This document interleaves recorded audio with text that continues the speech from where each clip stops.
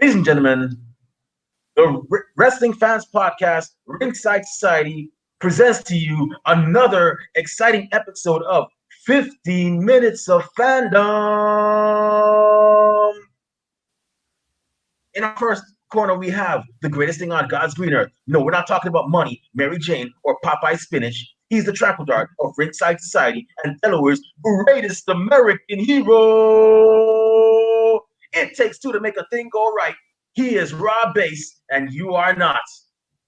And the second quarter, we have that ocean crossing, straight up Boston, flight catching, shot glass snatching, always on the go. Catch him if you can. Said his name in Guyana. Now they love him in Japan. No cap, the worldwide star boy, Remy Blue. And our special guest tonight is a man who has such a great love, such great fandom for women's wrestling, and he's interviewing women wrestlers, not just within our great state of the United States of America, not great state, great country of the US of A, but all over the world. I'm talking like Europe, France, all over. Everybody, welcome to the show, the owner and host of O Face Wrestling, Mr. JT Snow. How you doing today, sir? Woo! I'm doing great. Thanks for having me on the show today. No problem, man. Hey, we know you're a busy man. Really appreciate you for actually taking time out, to be on our show. I really enjoy, really appreciate, we all, not only do we enjoy talking to wrestlers and promoters and managers and all that, that are on that spectrum of professional wrestling, but we also like to talk to the people that make it possible, make WrestleMania a success, make Slammiversary, Starrcade, whichever one is AEW's granddaddy of them all. You know it. We all know it. It's the fans that make wrestling happen. So we always enjoy having these segments and talking to not just fans, but also fellow podcast makers, podcasters, YouTubers, etc., etc. So welcome to the show, man. Thanks a lot. Yeah, no problem. I know we've been talking about this for like a month or two doing something, so I'm glad we finally got to do this. Yeah, man. And I know yesterday that we talked about fans and whatnot. Before I go any further, I know I don't normally like to start on a somber note, but in terms of like fans saying rude stuff, if you guys have comments, go ahead and leave comments, but do not leave anything disrespectful in the comments. We do have mods that work on Twitch for us.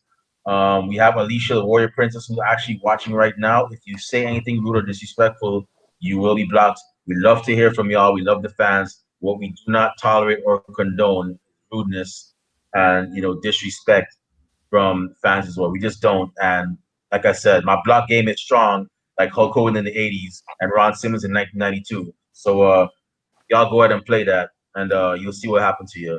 But otherwise, man, hey, JT, so you're in Baltimore, right? Yes, sir. Hey, honestly speaking, hey, how's the weather over there, man? Right now it's actually sunny. It's really nice. Probably around like the early 70s. It's perfect out there right now. Awesome. That's cool, man. So I gotta ask you, how's the wrestling scene over there? I used to live in Maryland for a bit. I lived in I don't know if you know this part. It was Hyattsville. I know it wasn't far from Washington D.C. And okay. I got some other family members that live over in Maryland. But how's the wrestling scene over there, man? In Maryland, the only promotion that I think that we have is MCW, which is actually like pretty popular. They've had a lot of big stars go through there. Some of them have gone from there, the WWE or WWE back, due to MCW. I know Leo Rush has done a lot there. He's actually going to be there later in July. And that's really about it. I know there's a couple of promotions in DC. My wife and I like to go to New Jersey a lot for their wrestling events, just because there's just MCW, and they've literally are having their first event in like over a year and a half because of COVID. So it's like, because Maryland's really strict with, contact sports and all that with the pandemic and stuff like that. So it's really just MCW, honestly, but it's a great promotion. It's pretty fun going there. They're the promotion that actually got me into the indies in the first place. Awesome, awesome. So yeah, MCW has definitely been a big has definitely been a big step, a big what's the right word? They've been a big presence in Maryland. Like you cannot be a wrestling fan and be in Maryland and not know about MCW. I started collecting because originally I'm from Guyana, and I started collecting magazines of the wrestler back in like I'd say it was actually the late '90s. I started collecting magazines, and I knew about MCW. I know about guys like Q-Ball Carmichael, Joey Matthews, Christian York. My opinion should have been signed a long time ago. I didn't happen. I don't know, but I guess that's the business. But yeah, um, MC. Hopefully one day I can definitely get to go to MCW. It's definitely on my list of places to actually check out if I'm ever in Maryland, alongside ECWA, which is in Delaware, where Rob's at. But yeah, but so I'm gonna dial it back a bit, and I gotta ask you, man, what made you become a fan of professional wrestling? Like, what was the pay per view or event that made you like, hey, I'm hooked. I'm tuning in next week and the week after that, and the week after that, and so on. Well, there was kind of like two different time periods for me. So I originally got into wrestling in the late 90s, during the Attitude Era. And it was more so because it was like the cool thing in school. Everyone was talking about it. It was impossible to ignore. So I don't remember like any specific episode that I watched. I just know I just got into it just like everyone else. And just like, it was like the best time for wrestling, all the different characters, the factions. I remember early in my days, like the Ministry of Darkness, DX, the Union, like all these fun factions. And that's kind of how I originally got into it. And then I fell out of it when I was probably around like 2003 ish, when I was kind of entering high school, because I know a lot of my friends kind of stopped watching it. And that's when I like, Rock went Hollywood, Mick Foley kind of was like retired. A lot of the wrestlers that I enjoyed kind of, started fading off. So I got back into it in the summer of 2010, and I remember the specific episode. It was the episode where John Cena was announcing his SummerSlam team to challenge the Nexus, and he had brought out Chris Jericho and Edge, and I got excited because those were wrestlers that I grew up watching. And then he the final wrestler he brought out was Bret Hart, and I really like popped for that. I'm like, Bret Hart's still wrestling, like wow. So I just got invested into that storyline. And then, me being invested in that storyline, I ended up watching, like seeing like Randy Orton and John Morrison and those wrestlers I really like. So I just kind of just stayed with it and just, the rest is history. I just kept, watching it, and I still just love it to this day. Yeah. Oh man. So you said 2002 you started watching, 2003, Yeah, and around that time period. 2010. Oh wow, you kind of missed. What did you miss? You missed. So you pretty much you left right at the beginning of the Ruthless Aggression era. You missed the Thugonomics scene, which was hilarious. Um, I tell you, John Cena made me want to become a rapper and start spitting stuff again and start rapping, But yeah, I wouldn't. I'm not. That was a whole dumpster fire that right there. I'm not gonna visit that, but with me trying to rap. But yeah, that was oh, man, you missed the second coming of DX, bro. Like what? Oh Yeah, man. I missed a good amount. I regret it, but it's just at that time I got really into watching football and baseball as well, and just like it just became just kind of not as much of a priority. And I mean, like I did miss out a lot, honestly, and it sucks. But I mean, it is what it is. At least there's like YouTube and stuff like in the network. I can gonna go back and watch everything here and there. Yeah, yeah, yeah. I was one of those fans that yeah, so I started watching in 1990, which was I guess you can call it the golden age or whatever that era was. It was between rock and wrestling and the rock and wrestling era and the new generation era, which started circa what 94. And yeah, what I missed before then, I would read about through magazines at that time and YouTube. Like I went back to YouTube one time just to watch the first Starcade, and man, those were some really great events. Um, And yeah, between 2003 and 2000, Rob, what was significant between 2003 2010? What, DX and just DX, right? The Evolution It wasn't was DX. Evolution. I think that was it. Oh, right. Yeah, Evolution. That was it pretty much. I mean, Stone Cold RV was on his Dig. way out. He wasn't doing much. Edge was Yeah, a big ECW part of made a that era brief thing. too. Yeah. Yeah, Edge too. Yeah. Ruthless Aggression era wasn't actually, it was pretty nice. But yeah, 2010, funny because 2010 was when I got burnt out. When you started watching, I was just like, you know what, I can't watch this. Um, I can't watch. I mean, I was still like reading about it. I wasn't sitting down and watching it. I was like, I need a break from y'all, man. I'm burnt out. I'm gonna just. I'm still a fan. I'm just gonna sit. And yeah, I remember seeing John Cena in the Nexus, and yeah, eventually like I started getting back into it because I stopped remembering who was who. After I saw a certain lumberjack match, I was like, "Who is this person? Who's this person?" You know what? I'm gonna start watching the wrestling again. This is ridiculous. This is not me. But so my next question is, have you ever gone to like any WWE events like WrestleMania, SummerSlam, Survivor Series? I've never gone to any pay-per-views, but I went to a episode of Raw back in 2014. I remember that was when the Evolution and Shield was feuding, so they were there. Paige was the Divas champion, and that was when Cena was also feuding with Bray Wyatt. And then in late 2019, right before like the pandemic, I went to a live event here in Baltimore as well. It was just a live event. It was actually really fun though. I did like the VIP package, and I got to meet Drew McIntyre, Charlotte Flair, and the Viking Raiders. Okay.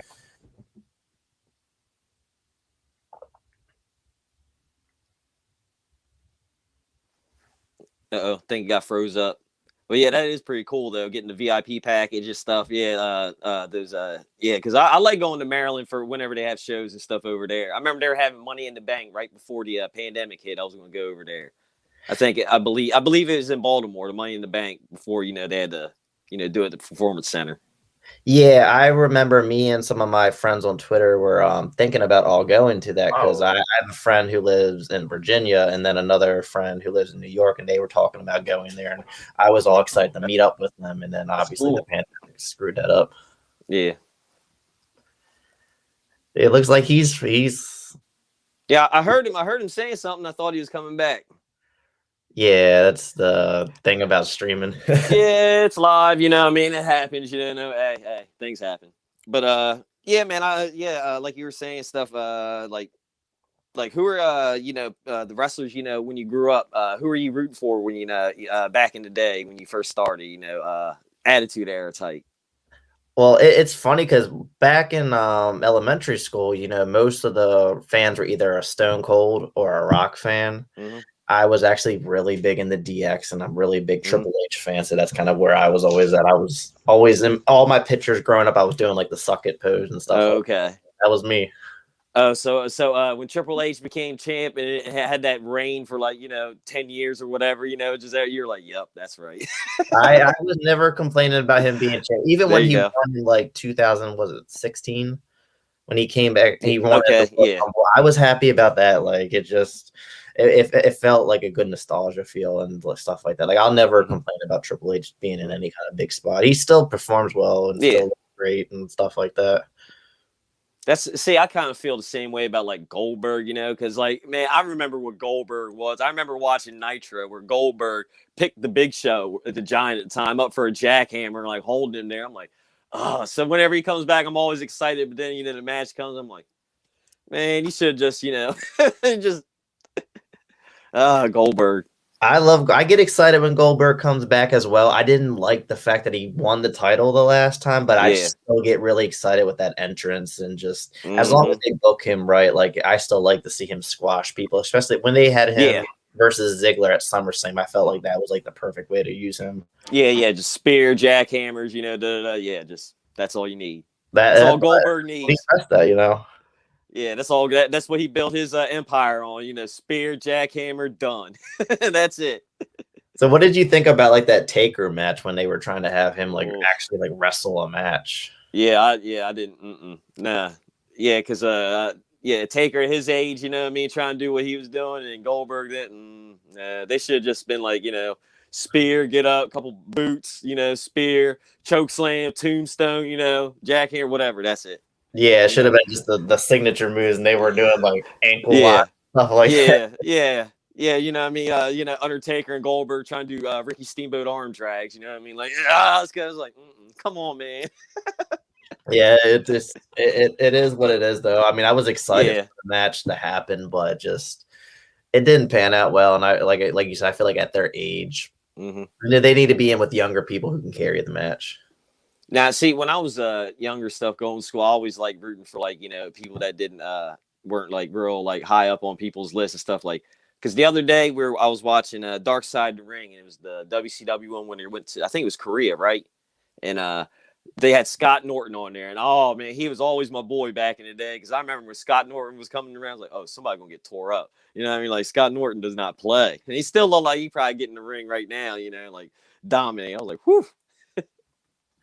Yeah, I've been really wanting to get into that show more. I've seen the Chris Benoit and then the Owen Hart one, and I love both of those episodes. Oh yes, I want to watch more. I have a hard time like just getting into new things. I have a very busy schedule, but it seems like such a great show and very emotional too. Like it's hard not to like really get sucked in and feel like their pain and their sad stuff like that. Yeah, because I've watched them all. The one I'm not going to watch and I won't watch is the one was Grizzly Smith. It was like a couple weeks ago, Jake Roberts' dad and stuff. Because I've heard all the stories and stuff. I'm like, I can't. I can't even watch Law and Order SVU without getting like sick to my stomach, man. Like I can't handle that type of stuff. So I'm like, no, I can't. Yeah, that's one I'm going to pass on. Everybody's got to tell me about it. Yeah, no. But yeah, they are very good. The Brian Pillman one was great. They had to end like that one. Yeah, that one with Brian Pillman Jr. when he was talking to it broke my heart when he was like, man, I went to high school. I didn't know how to throw a ball. I didn't know how to, play sports or nothing. I was like, God, man. He said, all you have video games. His stepdad was like, trash, just like, oh, give me that. Like, whew, man. I'm glad he's where he is now and stuff, and he's in a positive place, man. Yeah. But I saw like the intro clip or whatever, the promotional clip for that episode. And it looks pretty like intense. Like I don't remember him from the Attitude Era, to be honest with you. But like, I still like, I would see that clip of him like pulling out the gun. I think it was Stone Cold Steve Austin, the feud or something like that.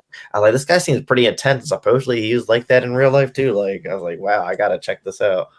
Yeah, I always remember Brian Pillman because that was my aunt's favorite wrestler. I remember when she would, my mom and dad would drop us off over there, on Saturday night because I guess it was their date night or whatever when we were kids. And we go hang out with my cousin. I remember she was watching WCW Saturday night. And I was like, oh, I'm trying to watch wrestling too. Who's your favorite wrestler? She's like, I love Flying Brian Pillman. I'm like, oh, okay. I'm about to sit down. She's like, no. You going, you got to go play with your cousin and stuff. This is I'm like, come on, man. All right.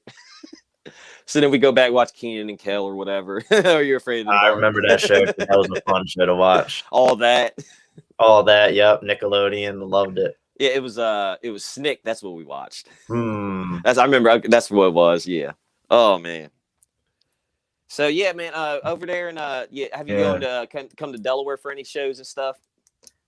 I have not, but I'm looking into branching out like in the DMV area. So once when like things start picking up, I usually go to events if there's like a wrestler I really want to see. So if there's a Delaware event, I see a wrestler that I really like, I'll definitely try to go. Because I help out and stuff for 1CW and stuff. They're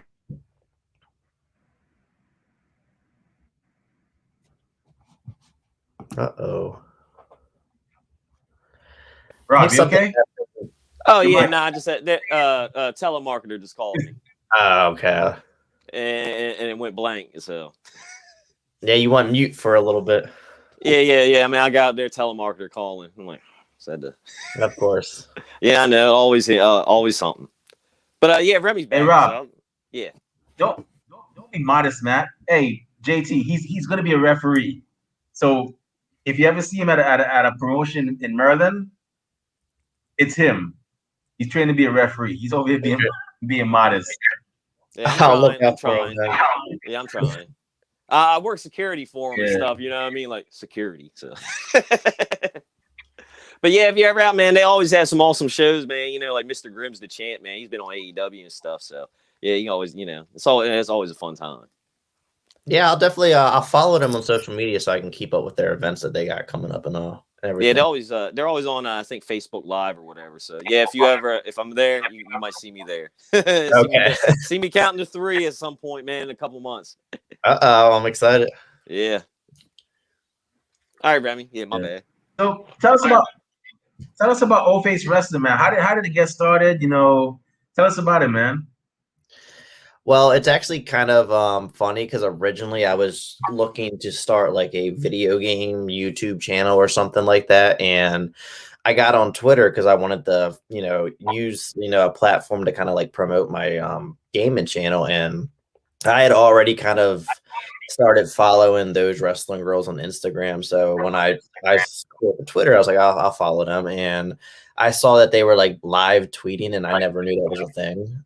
And I'm like, cool, like wrestling fans chatting, and also I kind of just started posting more about wrestling on this Twitter account than video games. So I started kind of getting the itch to like do something like YouTube wrestling channel or something like that. I actually tried doing it years prior and it failed really bad. So I was like, well, let me give this a try. And I was like, well, I kind of want to do like audio only. So I reached out to Queen PR, and because I was like, how do you get your episodes on like Spotify and all? She had told me about Anchor, which I'm sure you all know about Anchor. So I started doing that. And originally everything was just supposed to be like me talking about WWE NXT. And after about like 2-3 months, I started kind of thinking like I kind of want to interview wrestlers. Like that would be really cool, but I never thought that would actually be like a reality. So I was like, let me do this for like a year and build up, a fan base and a reputation, and maybe I could start doing it. But I'm very, very impatient. So I was like, you know what? I just became a fan of the TV show WoW Superheroes, and I saw that their wrestlers are very like engaging on social media. So I'm like, let me tweet a whole bunch of them and see if any of them will like, accept the invitation. And Sophia Lopez got back to me. She said, hey, I would love to. So I interviewed her, and I thought that was going to be like a one-time thing. I wouldn't get any wrestlers anytime soon after that. Like, and she's like, hey, like after we were done recording, she's like, hey, like, do you want more girls from WoW on your show? I'm like, of course. She's like, well, Thunder Rosa, like I manage her on WoW, like let me hook you with her. Let me hook you with this person and that person. And she got me in contact with like the PR for WoW and helped me get like Beast and Jungle Girl. And I just started reaching out to more women, and it just became a thing. Like it never was supposed to be like what it is now. And it's been like really fun, and I kind of evolved it from, like I said, the whole WWE, NXT predictions, recaps, and all that to like strictly interviewing wrestlers, because it just became so fun. And I've really like established like a lot of like, some like friendships with some of the wrestlers too. And it's like amazing. Like one of the wrestlers have had on my show multiple times. She's in WWE now, and we still chat. So I'm like thinking, this is like the coolest thing ever. And yeah, that's kind of how it started and where it is now. Like it's I've kind of given myself the identity of like supporting the women's indie wrestling, because I like when it comes to mainstream wrestling, I like it, but I just don't have the passion like I used to. Like I feel like I'm kind of like kind of like what you said, like in 2010, where you kind of got like drained out or whatever. And like indies, like I just love it. Like I love the engagement with the wrestlers. Like you get the meet and greet tables, and you get to really meet them and chat with them. Like you can't really do that with WWE wrestlers and stuff like that. So it's a whole different ball game, and it's something I really, really just enjoy doing. Yeah, I enjoy indie events too, and me, of course, me running a podcast. It's like I'm not going as a fan. I'm going as owner of Ringside Site. Just like when Rob goes to events, he goes as member of Ringside Site, co-host. So that's a great people, and of course, we have the fan segments. I like to tell fans, hey, how'd you like to be on our podcast?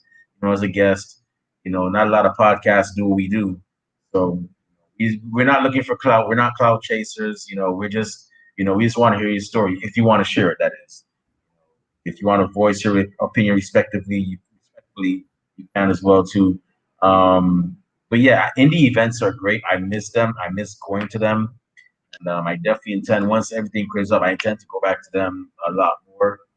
And yeah, I've seen you guys. Your guys' content's great, man. I mean, you guys, man. I'm still so we actually interview everybody, and I tell you, I'm still trying to get over the fact that the shock that, and damn it, Kathy, I wish you were here because you did this to me. But we've had Thunder Rosa, Soraya Knights, Heidi Lee Morgan, who I highly recommend you get on your show.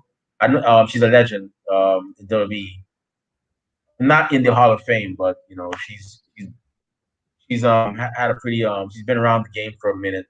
And Princess Victoria, one half of the first ever WWE women's tag team champions. And I'm still getting over the shock that we've had all four of those women on here, and it's just crazy. But yeah, Thunder Rosa, man. I mean, I bet I can only imagine what's going through your mind when you actually interviewed her. You were like probably like I know I was like kind of like I was a bit nervous. Not as nervous as Soraya Knight. For some reason, like, and I'm normally a chill dude, but like for some reason when Soraya Knight was on, I was like I always call that our Attitude Era episode. Rob will tell you. I was like, wow, okay, yeah, I was like, I got nothing to say. But yeah, man, you guys have been doing great. I mean, and you guys don't only do like there's only two women's wrestling podcasts that I've seen that do this that actually take that further step and interview women outside of America. And that's you, and that's I don't know if you ever heard this girl, Ella J from a wrestling gal. We had her on here too, and I was like, when I saw you interview Buddy Mallow and Aisha Raymond, I was like, wow, awesome. That's like man. And yeah. So when you did your first international interview, what was it like? Like, were you nervous or were you like, yeah, I got this? I had months, years of practice. You know, it's in the bag. Yeah, well, my first international interview, I believe it was with Tonga, which was back in December. I wasn't nervous because at that point I interviewed so many wrestlers, it kind of just became naturally for me. I've interviewed probably like around like 3 to 4 international so far. I'm definitely trying to get more. The episode that I was probably the most nervous with though was with Shaw Guerrero. And that's Eddie Guerrero's daughter, so I was super nervous about that in general. And then I don't know if you've all ever recorded on Zoom and all, but it's kind of like this where you don't before you actually start like recording, you could chat and stuff like that. So me and my co-host Brianna, were scheduled to interview her, and I always, get everything set up about like 10-15 minutes prior to the actual recording. And Shaw jumped in really early, and Brianna had already told me she's going to be like a minute or two late. So I'm in this like chat room with Shaw Guerrero for like 10 minutes, and I'm just doing my best just to try to make a conversation so we're not just staring at each other awkwardly. And I didn't know what to talk about because I didn't want to start asking her questions and talking about like the stuff that I want to talk to her about on the episode. So I was just super, super nervous. Like it was probably one of the most like just heart, your heart racing and stuff like that. Like this is Shaw Guerrero. I don't want to look like an idiot, kind of stuff. So that was pretty fun, pretty crazy. That's exactly how I felt with Soraya Knight. I was like, this is Paige's mom. Oh geez, what am I gonna do? I was like, what should I do? And then yeah, that was I know how you feel, man. I definitely understand how you feel.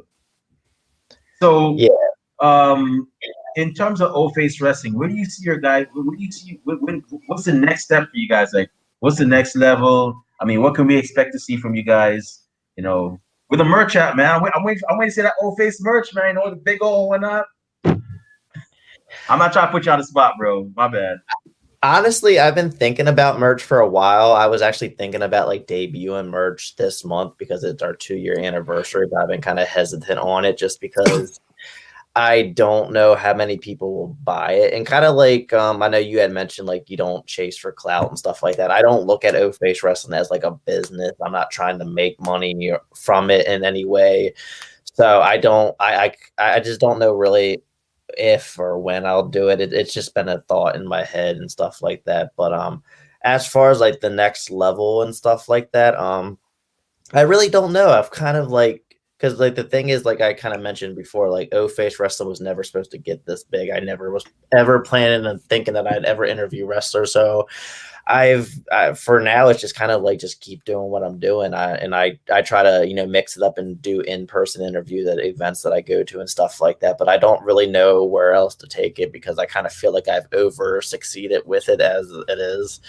And like having one wrestler was amazing. Now I've had over 70 different wrestlers on the show. So it's kind of like, what do I do now? Like, how do I grow? Do I want to grow? Because like, because I have a very busy life. I do warehouse work. I work crazy hours. I do online courses. So it's like, do I really want to grow this any bigger and then put it, more weight on my chest? So I'm just happy and just having fun doing what I'm doing. I do my schedules and I usually do a lot of my interviews in like a 1 to 2 week period. Then I give myself time off. So just kind of going with the flow right now. Awesome. Well, you guys have it's definitely been you guys definitely have great content out there, and you Thank have some great supporters. Like we've had Timothy Flair on here, we've had Jaxie Scarlett and Purple Pain, two great women you have there. Hopefully we can get Belair on here too as well. I don't know what name she goes by. I just know her as Belair on Twitter, and yeah, y'all just keep giving us those great interviews, man. I definitely enjoy hearing them and whatnot. And I honestly speaking, in terms of the merch, whenever you're ready, man. Like me, I actually when we started making the merch, like we started because it's just you know it, it, it, some people want merch, some people don't. I just like took a shot in the dark and was like, what, let me just put it out there. Um, if I go, I look at this as my passion, not as for anything for monetary gain. I mean, if monetary gain happens, it's gonna happen. If not, then it is what it is. But I love I love what we do here, and when I put out the merch, it's not like money in our pockets. If anything, it's actually to like put money, back into the show. Heck, somebody says, "Hey, I want $30 for my appearance." If a wrestler says, "Hey, I want $30 for my appearance," and I got it right there, I'm like, from the merchandise. I'm like, okay, hey, there you go. We'll see you next Thursday at 8, and that's it. But yeah, and not only that too. I mean, you never know. You never know. I'm not gonna make a shirt just for myself to wear. It seems kind of weird. Like, yeah, you made only one shirt for like one ringside side shirt for yourself to wear. Like, you know what I'm saying? Like, Rob, wouldn't that be weird? Oh yeah, that'd be wild. Yeah, I mean, to each their own, but yeah. But before I pass over to Rob, I just gotta say, man, hey, keep up the good work, man. You guys are doing phenomenal, and we wish all the best for you guys over there at O-Face, man. I mean, you guys definitely, put your heart and soul into what you guys do, and I look forward to many more great interviews as well too. So, Rob, go ahead, man. The floor is yours. All right, man. Thank you, Remy. So what's going on, man? I know we were chatting a little earlier, man, but how's everything going over there in Baltimore? I'm assuming it's the same thing over here in Delaware, man. It's like 74 degrees and mostly sunny. Beautiful. Yeah, it's around the same here. Beautiful day. And I'm definitely loving it. Oh yeah. If I could, I'd be sitting outside now with the Beagles, just probably reading a book or something, just hanging out, trying to get a little sun, vitamin D, whatever that is, vitamin C, S, whatever.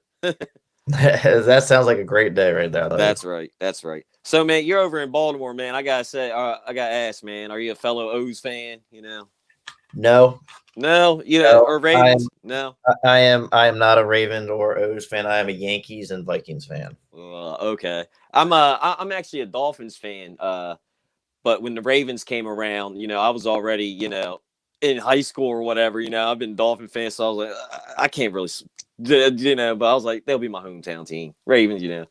But a lot of people around me though, they're Philly fans. I'm like, really? Like we're real close. Like I'm real close to Maryland. Like if I go straight this way, like 5 minutes, I'm in Maryland. Oh Like yeah, I know. yeah. Yeah, like obviously they're connected. So yeah, that's pretty cool. You're kind of like on the edge of like Delaware and Yeah, I'm Maryland Eastern. Like when I go to Baltimore, and everybody's like, "You're at Maryland Eastern Shore, Maryland Eastern Shore." I'm like, yeah. I'm over at that part, the little funky part of Maryland where it's all.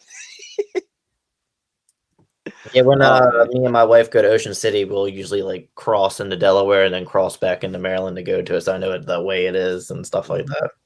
oh yeah, I haven't been to Ocean City. I didn't go last year, and I haven't been this year. But yeah, I definitely got to go back down there. I love going on there, walking on there. Sometimes they got that Ripley's little museum over there, and get the little Ferris wheel going and all that. Man, it's pretty cool, man. I like Ocean City. Yeah. My family, they have a beach house in like Bowers and one in Rehoboth too and all. I've been to Bowers this year. I haven't been to the Rehoboth one yet, but I'm hoping, man. Hoping I get there. Yeah, I haven't. I've never been to them, but we were actually in Ocean City like 2 weeks ago, and it was nice. It felt like we were out of the pandemic, like no masks or anything like that. So I thought that was pretty cool, like kind of like being normal again. Mm-hmm. Yeah, I was at the beach at Bowers like a couple weeks ago. I had to do the show from there on location and all, and I was like, yeah, I'm gonna I'm gonna go surf fishing. I'm gonna be doing all this. Yeah, it rained all week except Oh, like 2 days. And in 2 days, I was like, oh come on, man, like, oh shoot. But also, you were saying, wrestling and stuff, man. You're also a gamer, man. Like, are you playing anything right now? Like, what's your game right now? right now, I recently got the Mass Effect Legendary Edition, so I've been going through that. I got the Platinum Trophy for Mass Effect 2. Now I'm going through Mass Effect 3. And then I'm actually gonna go to 1. I'd never beaten the first one. I tried. I got that after I played the second one, and I could never get into it. But I still like it. Just deep down inside, I feel like because I'm such a big Mass Effect fan, I gotta beat the first one eventually. Oh yeah. I got the first one when it came out, and I was like, let me give this game a try. And I was like, after then I got all three of them, and then after 10 playthroughs later, they come out with the legendary. I'm like, yep, I gotta buy that one too. You know what I mean? Plus, I'm playing it, and it has all the DLC I never had before. You know what I mean? I'm like, oh, this is so awesome. These are new story points I never, especially 3. I was like, I'm playing 3 right now. I'm like, oh man, this is awesome. I haven't played this before. Oh man, this is great. Yeah, it's really fun. And like even like I did get all the DLC for the second one, but just going like Mass Effect 2 is one of those games I can play forever and it just doesn't get old. And like my playthrough was like 34 hours when I beat it, and it's just Nice. an amazing game. The third one, I'm really liking it too. Like obviously the ending kind of gave you a little sour taste, but it's like still such a fun game. But the second one will always be my favorite because I really got emotionally invested with a lot of the crew members that you had on your ship with you. Yeah, I like the third one too, but I count like the whole third game as one big ending because you start off and you're at the end game. You're like Avengers, Infinity War, and then 3 is End Game. You're at the end game now. We gotta go get them Reapers. You know what I mean? Freaking Cthulhu's are attacking Earth. We need to go now. Exactly. Like it starts off with a big bang right there. You're getting attacked by the Reapers and stuff like that. And I forgot that everything started as quickly. And I forgot that on the map, like the Reapers can like kind of like chase your little ship across the galaxy thing and all that. Like, wow, I forgot about that. But yeah, it's fun. I'd have to say though, like I want to get into Andromeda as well. I did buy that and I played like an hour or 2 of it, and at the time I was really busy with work and stuff like that. I never got around back to it, but I know a lot of fans weren't happy with that one. It was I played it. It was okay. I mean, it's definitely worth the playthrough if you like Mass Effect. Yeah, definitely play it and all. But I was mad that they canceled the DLC and all that for it because there's like a bunch of unanswered questions in that game now. So I'm like, I don't want to play it again because I'm gonna still have the same, I'm like, oh man, but it is a good, go through a playthrough or whatever. It's pretty good. Yeah, I think I'm gonna give it a shot eventually. I might try to do it as soon as I'm done with this trilogy, but yeah, I know like the creators or whatever got like really lazy with it at first, like, graphics and stuff like that. I was like, what are you doing? Like this was such a great franchise. Yeah, I think they got it on game. I have Xbox and I think it's on Game Pass right now. And Yeah, I was like, I don't know if I want to play it again because I want to play it after I'm finished the Legendary Edition. I'm going to I'm going to go back and play it again. Exactly. Because I only did one play. I only went through one playthrough in each game this time. So I'm like, I'm going to do one playthrough and then go back, with all my add-ons and everything, and just decimate it on insanity mode. Yeah, because the one thing I know on the second one, like I think you have to have a certain like Patreon or whatever it's called, Paragon. Yeah. Well, if you do it on the first one, if you have like a certain level, it carries over to the second one. And there's like 2 certain things that I cannot do because I don't have enough Paragon. It's like the Jackson, Miranda. Yeah. Like you have to like have a really high Paragon. I never gotten that high to do that one the right way, so I'm kind of trying to do that eventually. Yeah, with that one, you always stick to like whatever you want to be a Paragon or whatever, and save the Jax or Miranda mission last, one of the last ones. So by the time you do get to it, one or the other will be up there. So you're like, all right, yeah. Yeah, I did that when I played it the most recent time, but then I realized that, like, you need to actually have your Paragon from the first one carry over. I was like, I didn't do that one I went straight to the second one on Legendary. Oh yeah, okay, yeah, that is true. Yeah. But yeah, man. Going back to wrestling and stuff, man. How you been? Yeah, you said you haven't really watched the Dark Side of the Ring and all. So have you seen the A&E biographies? By any chance? No, you haven't watched them either. Not yet. What about the? Have you seen the? It's like WWE Pawn Stars or WWE Pickers or whatever, where they're going around getting old. Like Paul Bearer's urn where he beat the Undertaker with, and what was another one? Mankind's Mask, I think. The original Mask. The promotional, like the commercials for it and all that kind of stuff. I never actually watched it yet, but I really do. Isn't it it's on the WWE Network, right? No, I think it's on A&E, I believe. Okay. I think it's on with one of those Storage Hunters shows. It's on one of them, or it might be History Channel. One of those. I forget. Yeah, I've been interested in it. Like I want to check it out. So I'm gonna look for it on demand probably this weekend if I have some time. Oh yeah, it ain't bad. I've seen like 1 or 2 episodes. I think they were doing Kane's Mask or Foley's Mask or whatever. I can't remember. It was pretty good though.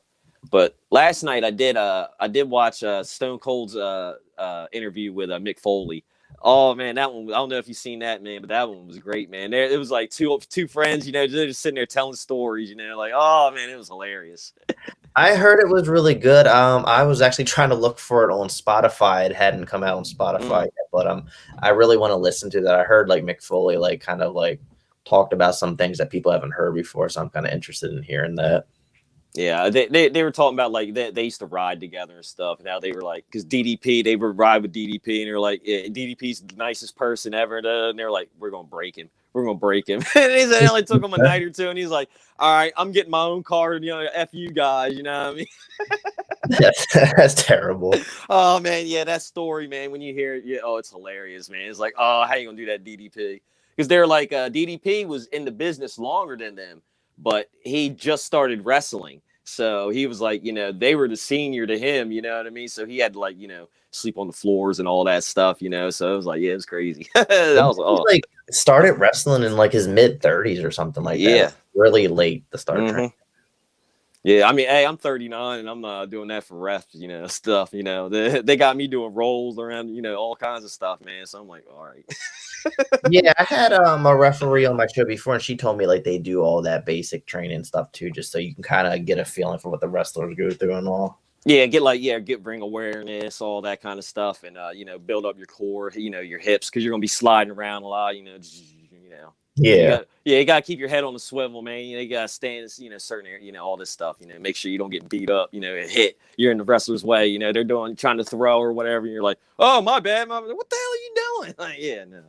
Exactly. Yeah, it makes sense though. It's something that you don't really think about, but then when you actually hear it, like it makes sense why they would do that. Mm-hmm. Yeah.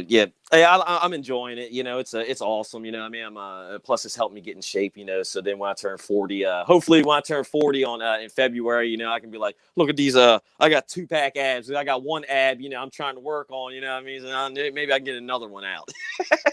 Yeah, when I was turning 30 like 2 years ago, I was trying to like get in really good shape so I can like enter my 30s like looking great and stuff like that. And I didn't follow up with everything that I wanted to, but yeah, like I know that was like a big thing for me at the time. Yeah, I'm just happy going into my 40s. You know, I got full head of hair and all. Like my dad, he got it to his 50s, and then up top, start thinning. My brother, he didn't make it to 23 before he got the, I was like, whew. Yeah, my dad and both of my uncles had that issue like in their like early 30s, and I luckily don't. I got a little bit of hairline going up here, but I still got the hair right there, so I'm happy about that. Oh yeah, I was like, yeah, my brother, he's like, man, hair loss runs in the family. I hope I'm alive long enough to see it hit you. I hope it hits you. I hope. I'm like, nope. No, I'm the older brother. I'm going first, so I'm gonna be with full head of hair. I should grow a mullet for you. Well, God, that is Oh so man. there. Yeah, I remember my mom when I was a kid. She made me get a mullet one time. She was like, "Oh yeah, yeah." I'm like, "I don't want no mullet." Like, come on, man. It wasn't even like a good one, like like a Lethal Weapon, Mel Gibson or anything. No, it was like a Billy Ray Cyrus one where it was like shaved, flat top, and then it was long in the back. You know what I mean? Oh I was my like, goodness. "Oh, mom, why you gotta do that?" Nah. It was like, yeah, just shave this off next time. Just yeah. I don't blame you. So I got so SummerSlam's coming up, man. They're doing a little, got their stuff going for Money in the Bank and all. Do you have any big predictions for SummerSlam? Do you think like is Becky, is the man coming back and gonna want her belt back? SummerSlam. Is she gonna make an appearance? Maybe Money in the Bank or something. Brock coming back. Anything. I mean, I'm hearing in general like they want to give it like a WrestleMania vibe because of no fan attendance for so long and Yeah. stuff like that, which makes sense. I'm expecting something big. Becky Lynch returning is something that I'm expecting soon, maybe SummerSlam. I'm kind of expecting them to maybe have Cardi B do something there. I know her song "Up" is like the theme song for us. So I kind of maybe she'll be performing or something like that. Maybe she'll do that celebrity match thing that they do every now, here and there. I've been hearing Brock Lesnar's name. Him and Bobby, in a championship match would be awesome. I know that's the match that people have been talking about for a while. I've heard Edge maybe might be coming back too. I'm really hoping that they do Sasha and Bianca part 2. Like I know that's also been speculated by a lot of fans. I think we really need that match. I feel like there's going to be something big that's going to happen that people aren't talking about though. And WWE has done that before, whether it's a return or something like that. But I would really love like a CM Punk or something like that. Like that would be something because I know people have been talking about his return for 7-8 years, however long he's been gone, and like people don't think it's going to happen now. And I feel like he's getting the itch because there's been the rumors, then talk about like him maybe doing something with AEW and stuff like that. And I don't know, I feel like something is going to happen that we're not expecting. Yeah. I'm sitting here. I'm hoping like Finn Balor, like he's been on the back of a milk carton for a while. Keith Lee. I'm hoping like they come back. Damian Priest, like we were talking about him last night. Damian Priest, man, like I want to see them come back, do something, especially Keith Lee. That's my guy, man. I like Keith Lee, man. Bask in his glory. Well, I guess they changed that theme song now, but still. Yeah, I really feel like they're going to do something with him eventually. It's just weird because they were building him up like a beast for a while, and then when he had dropped the NXT title, I'm like, I knew he was coming the Raw. Yeah. Back then, and he did, and then I kind of felt like they were going to do something big with him, but they keep sitting him to the side. I don't know. I heard like COVID related at one point. I think he was injured at another point, but I feel like they definitely see something in him, and they're gonna do something with him. We just have to see. Like I don't know the official reason why he's like out all the time and stuff like that, but I think we'll see something big with him sometime in the near future. Yeah, and I'm also wondering about like Bray Wyatt, man. I'm like, if they bring him back, are they gonna really do 2 supernatural things on, Monday and Friday? Like, I'm kind of like, I don't know. See, look, I mean, I'm cool with it. I'm G Wiz Rob. I like everything, and I'll give everything a shot. I don't care. Hey, go do it. If it works, it works. If it doesn't, hey. But I'm like, 2 supernatural things. Is kind of the same thing. I don't know. I don't know if he's gonna come back. Swamp Father Bray Wyatt, or Fiend, but Bray Wyatt will definitely get some people talking, Yeah, he seems to whatever they give him, he like really takes it and carries it and does well with it. I know that's kind of been like the thing throughout his whole career where he always is like taking that time off like in between. And I kind of like that if they don't have anything for him, let him sit out. That's kind of like the thing with Bray Wyatt. Like he's kind of like that attraction, and Yeah. I really like the Fiend character. I remember when they first started like teasing it when they showed like the little bird or rat or whatever. I was like, what the hell is this? Like, and when I actually saw it go, play out, I was like, this is really good, and I really enjoyed. The only thing I don't like about the whole thing is when he first became the Fiend, like he could take anything. Like he took like 20 curb stomps and kept getting. Yeah. And then he took that one jackhammer and he was Yeah. like, I knew at some point that was going to happen. I mean, he wasn't going to be invincible forever, but at the end of the day, I enjoy the character. I like it, and I think they're doing, like I said, I like that they're kind of giving him time off in between, feud and stuff like that to kind of keep it fresh. But I'm a big fan of the Fiend. I got the mask, I got the shirt, and I will always be supporting him anything he does. Yeah, I don't have the Fiend mask, but I do have his. I got 2 Bray Wyatt action figures, and I got the Braun Strowman, the Black Sheep mask. I do have that one, I got that mask, so I like kind of wear on Halloween or whatever, but that's pretty cool. That's my stuff. Yeah, I used to have the white sheep mask, but I eventually got rid of it when I was cleaning out my closet and stuff like that. But I did used to have that one as well. I was trying to look so long for that Eric Rowan one, the one where, where it's like, some like steampunk, type deal, man. I could never find it, man. I was like, man, it's like people were like, oh yeah, I'm gonna make it for a couple hundred. I was like, I'm not trying to pay that much, man. Like, yeah, I'm good. Like yeah. I like getting wrestling memorabilia, but I have like a price limit with everything. Yeah, that's how I am. I'm like, I'm good. It's like, I live off of Kool-Aid sandwiches, you know what I mean? So I can't be spending all that, you know what I mean? And with Kool-Aid sandwiches, the trick is you got to pinch the bread. So when you pick it up, it all doesn't fall out on you, you know what I mean? So you're. Yeah, I feel you there. I live on a tight budget too. Like the cup of ramen noodles I take to work every day. Like it gets the job done. Mm-hmm. And then and then for breakfast I have toaster leavings. You know what I mean? I just take the toaster, shake it out, I'm like, oh man, that's what we got. All right, man, I'm good for the day. Oh man, just like Al Bundy. Oh my god, yeah. I mean, you gotta do what you gotta do, right? That's right. I remember I was telling my mom that one time. She just started laughing. She was like, "You've been watching the Bundys again, haven't you?" I was like, "Yeah." Toaster leavings. I've gotten some ideas from like the extreme cheapskates and stuff like that. Like I've seen the stuff they do, and some of the stuff I'm like, that's crazy. But then I'm like, that's a good idea, Yeah, I'm not reusing toilet paper and that stuff. I've seen it. Yeah, come on. There's a limit. Come on now, Yeah, I feel like some of it's just for show, just put on the show. But I'm like, some of that, no, I'm not gonna rewash these little rags and then keep wiping my butt with them. Yeah, I ain't doing all that. Yeah. Now you were talking about like earlier, man, talking about Thunder Rosa and stuff, right? Now I swear she's had probably my favorite feud for the past, I guess, this year COVID, era with her and Britt Baker. That was like a blood feud right there. I loved it. Like every time I would watch AEW, Britt Baker, she'd have a match, second, match is over. Thunder Rosa's out there on her ass, just beating on her, And then they had those matches. Oh, it was just great. But I gotta ask you, man, who do you think's Britt Baker's like next opponent, man? If you've like her next big feud, do you think she's gonna get one? I think she will. I mean, I was really happy that they finally put the title on her. She's great, and I feel like they'll do something big with her. I would love to see a follow-up with her feud with Thunder Rosa. I don't know if that was. I mean, I know that was kind of a good way to blow off the feud, and all. I wouldn't argue about seeing it again. I would like to eventually see her versus like a Red Velvet. That would be pretty cool.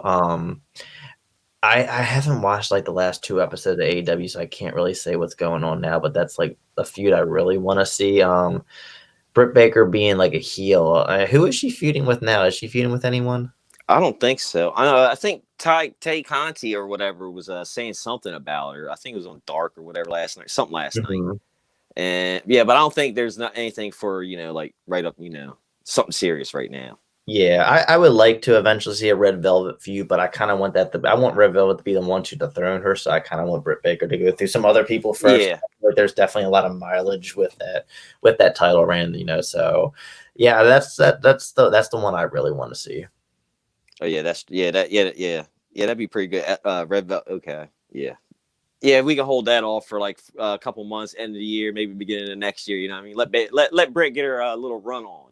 Let her get a Yeah, little run. let Britt, do her thing. Let Red Velvet keep building up and stuff like that because she's young, and I like when WWE or just any wrestling promotion when they like kind of like slowly build people, because even like Bianca when she came up the Raw, fans were kind of expecting her to be like there right away, and I like how they took a year to really kind of build her up, and it made for the moment to be more appreciated.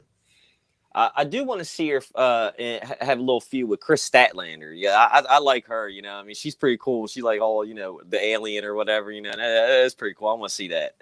Yeah, I heard a lot about her prior to her coming to AEW, and I was kind of like interested because I like the UFO sci-fi kind of stuff. And yeah, I saw her in a few matches, and I really liked it. And then not too long after that, she had gotten hurt, but I know she's back now, and I would love to see something big with her as well. I think I love the character work, and from what I've seen, she's really good in the ring as well.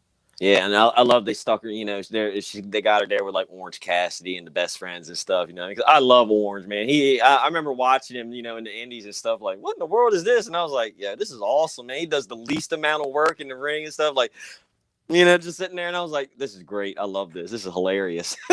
Yeah, like I'll be honest with you, when I first like saw him and I saw that little kicks that he was doing, I was like, this is really silly. Like, how is he so over? And then when he was in that feud with Jericho, that's when I really started like getting into like Orange Cassidy. Like, wow, this guy's actually pretty cool. Like, I love when he like splashed the orange juice on top of the whole inner circle and stuff like that. Like, I was like, this guy's pretty good. I like him. Like sometimes a wrestler needs to grow on you. Like, yeah, and that's what happened with Orange Cassidy. My buddy Easy, it was like that, man. He was like, man, I don't know about Orange, and then that match he did with Pac, what I mean, that match with Pac, and he was like, okay, yeah, Orange is good. I like Orange. He was like, yeah, I told you, man, he's good, man. Yeah, he was supposed to be at a meet and greet at an MCW event that I was supposed to go to last year in March, but then that was the month where COVID really then, and that event got postponed. But he was supposed to be there, and Rebel from AEW was supposed to be there as well. So I was gonna meet both of them, but COVID, Yeah. Hey, hopefully, this summer fans are coming back and all, and hopefully we're gonna have more conventions and stuff and be able to get to meet them and stuff.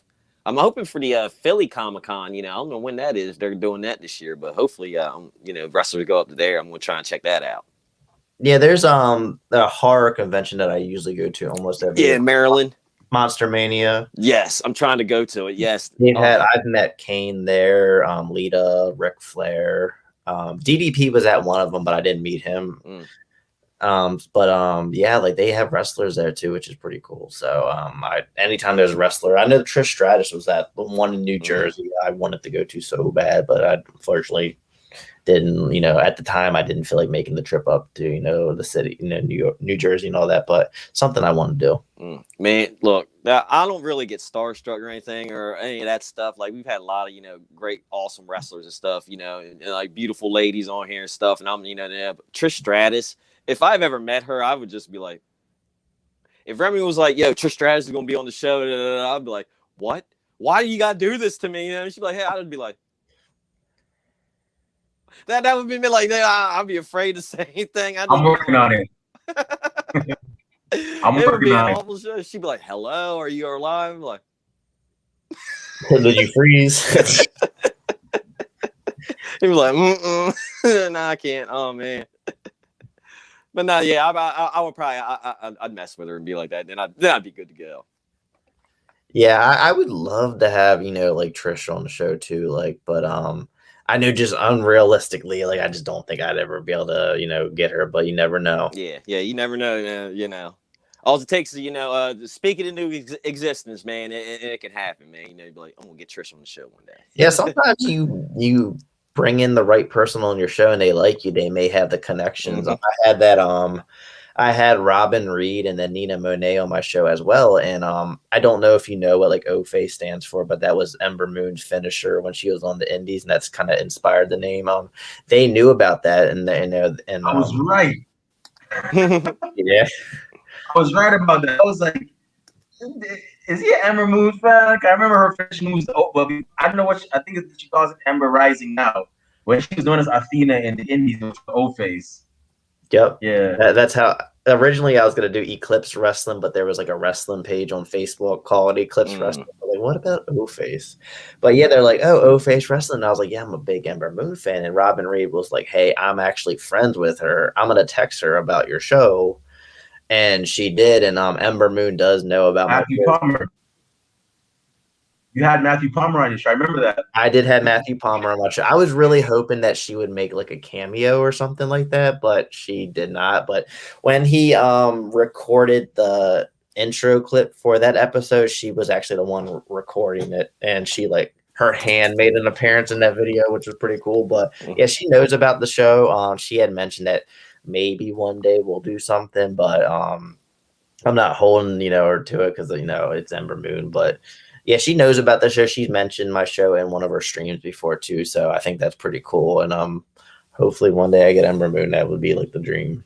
Oh yeah, that would be awesome. Oh, I've been debating, like that girl I told you about that wrestles in NXT now. I've been debating on asking her to say something to Ember, but I don't want to like put the, what I mean? Like, I'm just happy that like I have like a WWE wrestler that I talk to here and there. Yeah. So I don't want to sit there and be like, oh, give me this person, But yeah, this one day I hope it happens. Yeah, that would be awesome. Yeah. I know. Yeah, Trish Stratus though. Yeah, everybody would be making fun of me and stuff. It'd be like my friends and family, they make fun of me about the with Saraya Knight and stuff. Her on here because when I started talking to her, she was like, "Oh, look at you!" They're like, "Man, if she was sitting there, she would grab your cheeks and been like, oh, you little sunny boy," like the whole time. I was like, "Oh man, I know." Yeah, if you all ever have Trish on your show, I am definitely gonna watch it. I just see your reaction. Oh yeah, I already told you, mommy. Yeah, I want to see that. Oh man, I probably have to be like, I'd probably like throw water on my face, like, all right, is it real? Am I pinching myself? Exactly. Yeah, real. But yeah, man. Before I pass it on back to Remy, man, I want to say thank you, for taking time out of your busy schedule and day, coming on chatting with us, man. I had a blast chatting with you. It's good to see, somebody, over, over in Maryland and all, just, kind of close by in the same area, man. So that's awesome. Yeah, and I wish you, your podcast, your partners, and all that, nothing but the best, for your, all the positive things for you and all them that happen in life, man. All right, thank you. I appreciate that.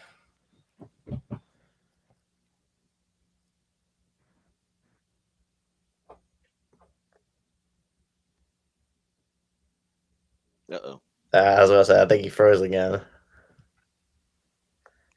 Sometimes it happens. Is he back now? No, I think he's. It's like one of them things is moving like 1 frame per second. Yeah, exactly. Have to wait for the internet to catch up.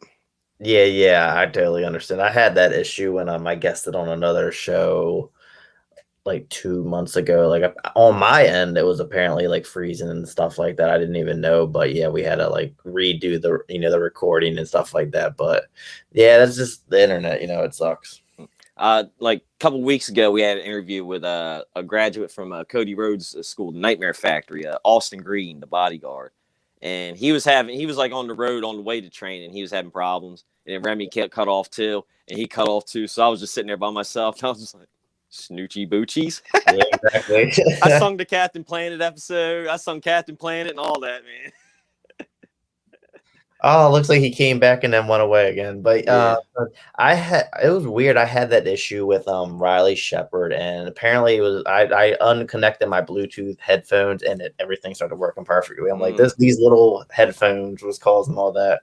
So I don't even use headphones anymore. I'm like, if that's going to slow down things, that's always been like for me kind of embarrassing. Like if I have a wrestler on my show and it starts doing that, I start feeling like shit. Like what are they doing on my show? Yeah, I'd just be like, you know what, man? It's Men in Black looking at this thing. Yeah, You just lost that. Oh yeah. See, I use these headphones, man, wired ones. I've been trying to get some. I need to get those earbud ones. I'm trying to, but I keep forgetting. I hear sometimes, they're all right. Sometimes they drop out, and all. I'm like, ugh. Yeah, that was my biggest fear for the longest time is them, falling out and breaking or getting lost or something like that. But they actually hold up pretty well. I don't like do anything like intense with them. Like I'll use them when I go out for a walk or if I'm like laying in bed or something like that. But I would never like go jogging or working out with them or anything like that. But yeah, they're good if you're just doing casual stuff. Yeah, because I was like, man, if worst comes to worst, I'll just use my gaming headsets. I'll just plug it in my phone, just like, I'll just sit there, with the big microphone right there. Yeah, I got a pretty nice gaming headset that connects to my controller. I like it a lot. It won't connect to my phone, but it's the job done when I'm playing console gaming. Yeah, mine. I got mine's all right. It's a Turtle Beach. I got two of them, Turtle Beach or whatever. And I have an iPhone. I got one of the newer ones, and they changed the little plug. This stuff, man. I can't just plug it in with the jack. I had to buy this adapter. So I plug it in the adapter and then plug it into my phone. I was like, come on, man, Apple, how you gonna do that? Like, that irritated me because they used to have the two, one for the headphones and one for the charger, and now it's just that one. So it's like I can't like charge my phone and listen to the headset anymore. So that's part of the reason why I got those little Bluetooth things, so I can still do that and like charge my phone at night. But yeah, it just I think they did that for like money reasons, get more money. Yeah, I know. I'm like, oh, come on, Apple and stuff. It's like when they first came out with the iPod, and they're like, Steve Jobs is a genius. No. I was like, is he really a genius, or do you think he had like a crew of like 50 people, and he's like, you know what I want? I want these CDs to fit in this phone and stuff. Now get to work. You know what I mean? Yeah, exactly. I mean, I don't think Steve Jobs was down there soldering and like counting out stuff. No, he was probably sitting there eating an apple or a fruit, like, y'all need to work faster. You know what I mean? Come on, what are y'all doing? That's what he was doing. Probably. I mean, he got enough money to do it. Yeah, I have to restart it for a bit. But yeah, JT, honestly speaking, man, it's been a pleasure speaking to you, man. And it was an honor to finally have, the owner and host of one of the best, podcasts or wrestling fan collisions you can listen to. I'm not just saying that because you're in front of me. I've actually listened to them myself. Thank you very much for this opportunity. We really truly appreciate it. It's too bad Kathy couldn't be there because Kathy's a huge fan of professional women's, especially women's wrestling as well. The woman actually travels she's in Louisiana, goes all the way to Houston, which is 5 hours from where she lives, just to watch wrestling shows, reality wrestling and so on, and Renegade Wrestling Revolution. 5 hours just to go and watch their Rise of the Vixens 2 recently. So hopefully next time when we have you guys on, you and Purple and Jaxie and Timothy and hopefully Bell for our pay predictions. If you guys are up to it, you'll definitely get to meet her as well. But really, once again, thank you very much for this opportunity. We really appreciate it. Before we shut the show down, where can fans find you on social media, the podcast, if they want to talk about women's wrestling, or if they want to purchase Old Face Wrestling merch when it comes out? Okay, well, I mean, first of all, thank you for all the kind comments. I really appreciate that. Yes, I would definitely love to do something, with the other O-Face members. Hopefully we can get something set up soon. As far as where you can find us on Facebook, Twitter, Instagram, YouTube, TikTok. Just search O-Face Wrestling, and we should pop up there. Yeah. Awesome. Y'all definitely go ahead and follow this man's podcast. If you're a fan of wrestling, definitely follow it. I follow it. Rob too. We've listened to a couple of episodes. We're not gonna feel bad if you listen to another podcast aside from ours. Listen to it too. But I mean, still listen to our podcast. We got a lot of interesting stuff coming up. Like Sunday, we have the Renegade Twins from the Nightmare Factory on our show. So y'all definitely still listen to us, but listen to this as well too.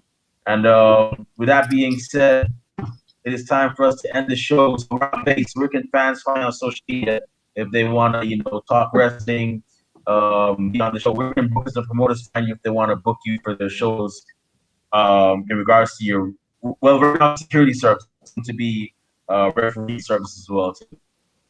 Yeah, you can find me at Twitter, Instagram, and Twitch at Rob_Base82, and then Facebook, YouTube, Rob Base.